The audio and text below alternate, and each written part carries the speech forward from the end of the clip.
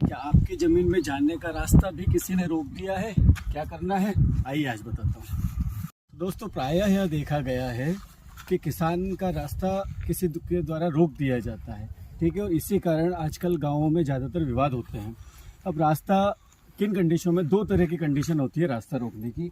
या तो आप आपकी ज़मीन में जाने के लिए सरकारी रास्ते का उपयोग कर रहे थे, उसको किसी के द्वारा रोक दिया गया है, या फिर आप उसके खेत में से होके जा रहे थे और उसने बोल दिया कि मैं मेरे खेत में से आपको नहीं निकलने दूंगा। ये दो कंडीशन हो सकती है। तो पहली कंडीशन में आपको क्या करना है, मान लो आप सरकारी रास्ते से ही होके जा रहे थे और किसी ने वहाँ पे अतिक्रमण कर लिया है, तो आपका रास्ता रुक गया। अब आपका रास्ता रुक गया तो आप क्या करेंगे? देखिए, इस कंडीशन में आपको तहसीलदार साहब के यहाँ आवेदन देना है कि फला व्यक्ति द्वारा मुझे सरकारी ज़मीन में से नहीं निकलने दिया जा रहा है, ठीक है। तहसीलदार साहब पटवारी साहब से रिपोर्ट मांगेंगे, पटवारी साहब अतिक्रमण की रिपोर्ट पेश करेंगे और उसका अतिक्रमण हटा दिया जाएगा। केस नंबर 2 कि आप किसी की निजी भूमि में से होके जा रहे थे और उसने आपका रास्ता रोक दिया हो, वो उसकी निजी भूमि में है, वो रोक सकता है। अब क्या करना है?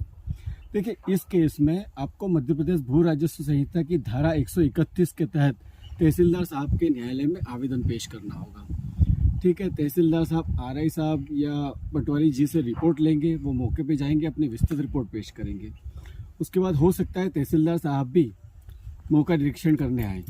अब इस कंडीशन में क्या देखा जाता है दोस्तों यहाँ पर एक चीज़ देखी जाती है कि आप जिसकी ज़मीन में से निकल रहे हैं, क्या उस ज़मीन के अलावा आपके पास वहाँ आपके खेत में पहुँचने का कोई दूसरा विकल्प है?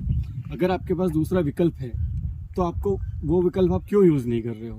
देखिए, कई बार क्या होता है कि किसानों को लगता है कि कौन 1-1.5 किलोमीटर चल के आएगा, अपन इसी के खेत में से शॉर्टकट मार देते हैं और अपने खेत पे पहुंच जाएंगे। तो इसके लिए आपको शासन मदद नहीं करेगा। तो मौके पर देखा जाएगा कि क्या आपके पास केवल एक वही विकल्प था उस खेत पे जाने का, ठीक है। अगर आपके पास केवल एक वही विकल्प है और वैसा नहीं कि आपके कहने से, वहाँ आपके जो आसपास के पड़ोसी कृषक है उनको भी बुलाया जाएगा। तहसीलदार साहब उन्हें अपने न्यायालय में बुलाएंगे, वो बताएंगे कि हाँ साहब, ये व्यक्ति यहाँ से निकलता था, कितने सालों से निकलता आ रहा है, और अगर आपके खेत में जाने का कोई दूसरा रास्ता है कि नहीं, ठीक है। अगर आप उस खेत के मालिक हैं तो आप पहले बरसों पहले कहाँ से निकलते आ रहे, ये सब चीज़ें कंसिडर की जाती है और इसके आधार पर तहसीलदार साहब निर्णय लेंगे, ठीक है।